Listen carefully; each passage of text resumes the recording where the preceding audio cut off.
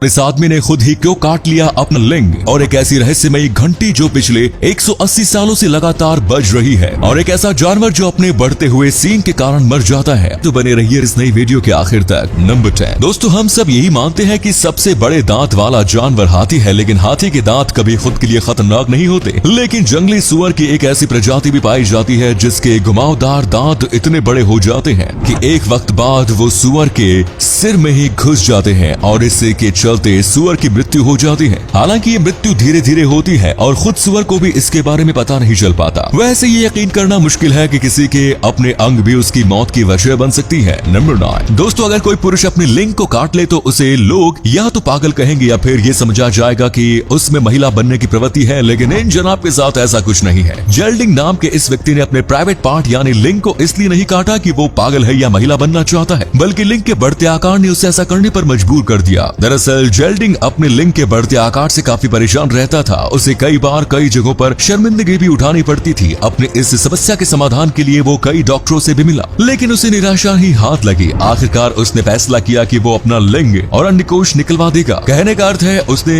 अपने सभी सेक्स अंगों को निकलवा दिया। वैसे ऑपरेशन कराने के बाद जेल्डिंग को कई तरह की चुनौतियों से भी रूबरू होना पड़ा, जैसे बिना बैठे वो पेशाब नहीं कर सकता और पेशाब करते समय उसे फीमेल। नंबर 8 दोस्तों, क्या आप यकीन कर सकते हैं कि कोई घंटी लगातार 180 सालों से बज रही हो और उसके बाद भी उसकी बैटरी खत्म नहीं हुई हो? शायद यकीन करना मुश्किल है, पर हकीकत में एक ऐसी घड़ी है जो ऑक्सफोर्ड यूनिवर्सिटी में रखी है। बैटरी से चलने वाली ये घंटी लगातार 180 सालों से चल रही है। इसे पहली बार सन 1840 में चालू किया गया था और तब से ही ये घड़ी एक भी मिनट बंद नहीं हुई है। ऐसे में वैज्ञानिक भी हैरान है कि आखिर इसकी बैटरी में ऐसी क्या खासियत है जो इतने वर्षों के बाद भी ये डिस्चार्ज नहीं हुई। लेकिन कोई भी वैज्ञानिक इसे खोलकर इसकी जांच नहीं करना चाहते, क्योंकि अगर वो ऐसा करते हैं तो फिर 180 सालों से चली आ रही ये बैटरी खराब हो सकती है। अब वैज्ञानिक ये देखना चाहते हैं कि आखिर ये बैटरी और कितने समय तक चल सकती है। इसी कमाल के फैक्ट पर प्लीज वीडियो को लाइक कर दीजिए। नंबर 7 दोस्तों, किसी के साथ दुर्घटना होना हर वक्त बुरी ही घटना मानी जाती है, लेकिन एक लड़की के साथ घटी घटना आपको यह सोच बदलने पर विवश कर देगी। एक लड़की जो 11 वर्ष की उम्र के बाद से देख नहीं पा रही थी, तभी उसके साथ एक दुर्घटना घटती है जिसमें उसका सिर कॉफी की टेबल से टकरा जाता है और वो लड़की जो 11 वर्ष की उम्र के बाद से देख नहीं पा रही थी, इस दुर्घटना के कारण उसकी आंखों की खोई हुई रोशनी वापस आ जाती है और उसे सब कुछ दिखाई देने लगता है। अब दोस्तों, आपके लिए एक पहेली है। इस तस्वीर को ध्यान से देखिए और पहचानिए कि ये तस्वीर किस हीरोइन की है। नंबर 6 वर्ष 2019 में सिल्विया क्रिस्को को फीफा का बेस्ट फैन अवार्ड मिला। ये अवार्ड उन्हें इसलिए मिला था क्योंकि वो अपने 11 साल के बच्चे को जो देख नहीं सकता था, उसे पूरे मैच का पूरा हाल मिनट दर मिनट बता रही थी। मैदान में क्या घटित हो रहा है वो सब कुछ बच्चे को पता चल रहा था और वो सब सिर्फ इस लेडी की मदद से ही मुमकिन हो रहा था। ये मोमेंट कैमरे में कैद हो गया जिसको करोड़ों लोगों ने देखा, जिसके बाद से इस घटना की चर्चा सभी जगह होने लगी और जिसके कारण ही इन्हें बेस्ट फैन अवार्ड दे दिया गया। हालांकि उन्होंने बाद में बताया कि उन्हें इस बात का बिल्कुल भी अनुमान नहीं था कि वो कैमरे में कैप्चर हो रही है। नंबर 5 दोस्तों, कहते हैं ना, आवश्यकता ही आविष्कार की जननी होती है और ऐसा ही NIT कर्नाटक ने करके दिखाया है। असल में फॉरेस्ट गार्ड को जंगल में घूमना पड़ता है। उन्हें जंगल की देखभाल के लिए किसी एक ऐसे वाहन की जरूरत होती है जो हल्का हो और आवाज ना करे। बस इसी जरूरत को ध्यान में रखकर NIT कर्नाटक ने एक सर्वेलियंस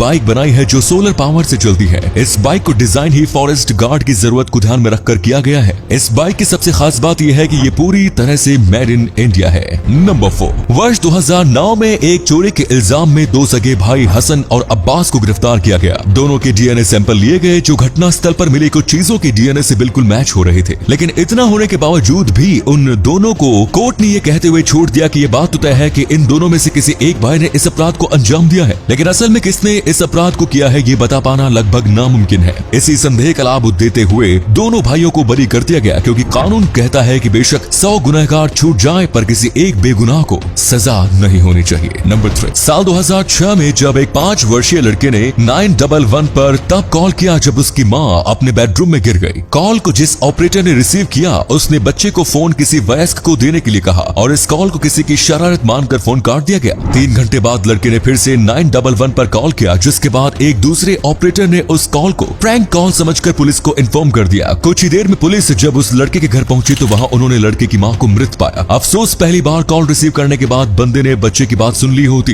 तो शायद उस महिला की जान बच सकती थी। नंबर 2 पूरी दुनिया में क्रिसमस का त्योहार धूमधाम से मनाया जाता है, मगर क्या आप जानते हैं कि दुनिया के अलग अलग देशों में क्रिसमस अलग अलग ढंग से मनाया जाता है? जी हाँ, चेक चेक रिपब्लिक में अविवाहित लड़कियां अपने घर के दरवाजे पर सड़क की ओर पीठ करके खड़ी होकर अपनी सैंडल घर से बाहर फेंकती हैं। ऐसी मान्यता है कि अगर वो सैंडल लड़की की ओर मुंह करके गिरती है तो ये माना जाता है कि अगले ही साल लड़की की शादी हो जाएगी। लेकिन अगर ऐसा नहीं होता तो लड़की को शादी के लिए इंतजार करना पड़ता है। दोस्तों, इसी तरह नॉर्वे में भी क्रिसमस के दिन को लेकर लोगों का मानना है कि इस दिन बुरी आत्माएं धरती पर आ जाती हैं और घरों में झाड़ू चुराकर आसमान में घूमने लगती हैं।